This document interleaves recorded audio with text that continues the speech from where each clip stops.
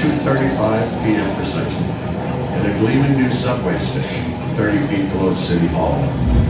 Mayor George B. McClellan, son of the famous Civil War general, officially opened the first subway in New York, recklessly throttling the first train up to full speed and racing uptown underground, towards a sleepy district 4 miles to the north, where the New York Times was just completing its brand new 22-story headquarters. At the foot of an hourglass-shaped crossroads, the city had renamed Times Square from the paper's other. The most famous, vibrant, and thrilling urban district on earth, roared into life, the culmination of the most explosive century of growth and change in the city's history. As the center of New York surged up the island of Manhattan, following the path of a Native American trail that the Dutch settlers had called RiseNY, or Broadway. From the stock markets of Wall Street, to the raucous newspapers across from City Hall, up to the giant department stores on Madison Square, where by 1876 passers-by stared up in wonder at the giant arm of an unfinished Statue of Liberty, still looking for funds and something to stand on. But it was in the next 3 decades that New York City would finish coming into its own on a spectacular scale, as millions upon millions of immigrants poured through the harbor and onto the streets of a city that by 1882 had become the first on earth to be lit by electricity. And that as the clock struck midnight on December 31st, 1898, dramatically expanded its borders literally overnight to encompass a vast 5-borough metropolis, connected to itself by 1904 by what would become the largest subway system in the world.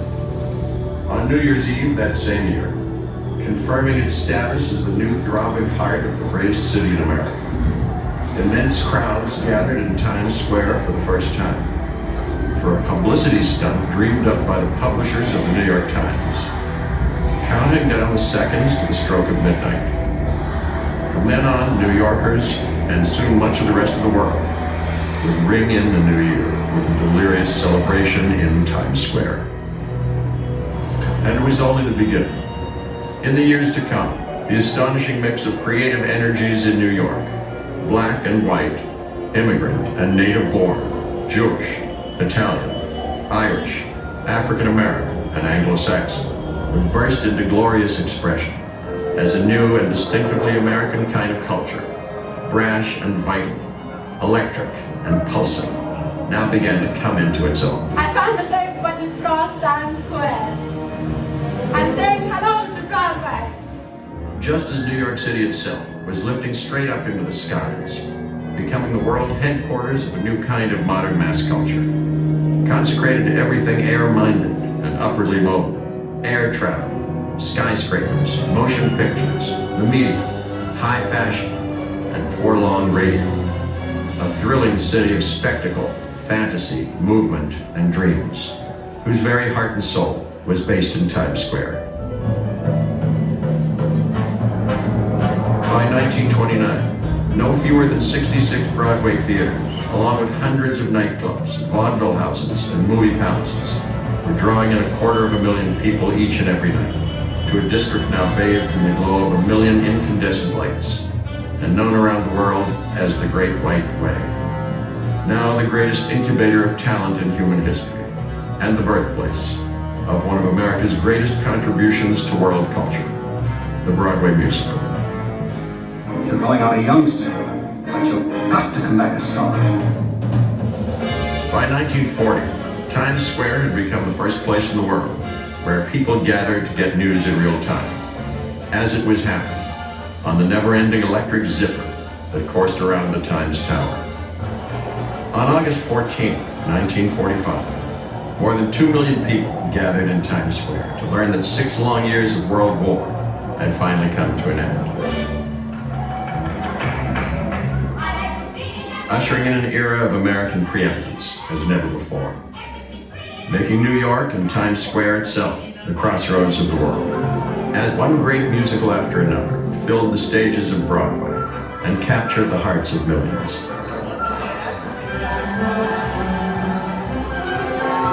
They can't be trotting down in Times Square to pick up the merchandise. Hey, I'm walking here! But by the late 1960s, New York and cities everywhere had entered a dark period of decay and decline. As the automobile drew people out of the city to the suburbs, and as a new medium, television, brought the once public world of entertainment into private living rooms everywhere, until by 1975, the city and its famous crossroads seemed on the verge of total collapse. But the city didn't collapse, and on the contrary came roaring back, thanks in large part to the astonishing tide of newcomers who in the final decades of the 20th century surged into the city from around the world, drawn by the beacon of opportunity that New York still stood for. By the 1990s, as crime rates plummeted and the city rose again, the old theaters on 42nd Street were refurbished and restored, and new ones sprang up, and Broadway itself came roaring back. To the city and to peoples around the world at times of greatest challenge. Today, Times Square, sometimes dismissed by New Yorkers themselves as too full of tourists, is fulfilling its promise as the crossroads of the world as never before. A place at once of destination and homecoming for the entire planet. Still the beating heart of one of the most thrilling cities on earth. A city of yearning and aspiration and dreams. New York. We love you.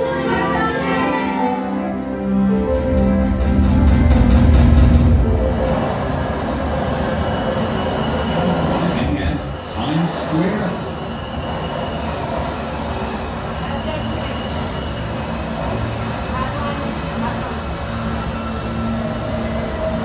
Stand clear of the open doors, please.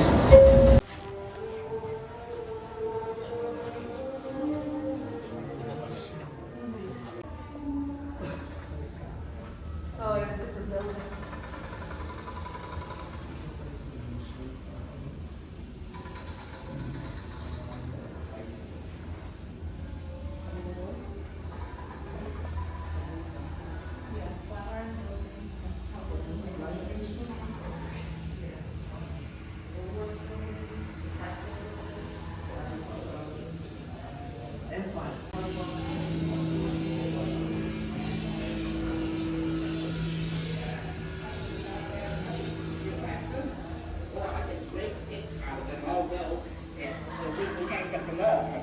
So I'll give you some today. Can't give you all because my time is about up. Here's the country. That's the basic to do it.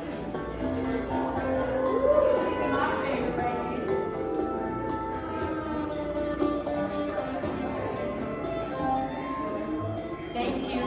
Mira. Una a mí también. Oh, you want Saturday Night Live?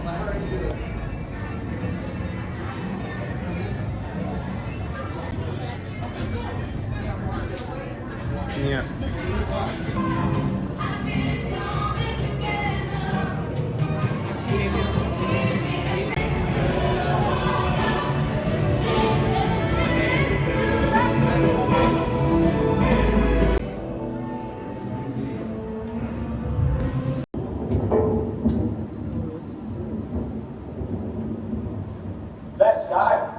Well, the weather is turning nasty here in Times Square, but that has not dampened spirits. And there it comes, slowly descending. Listen to the roar now. I can't tell if that's the crowd or the thunder that has begun to roll in. Here we go. 6, 5, 4, 3,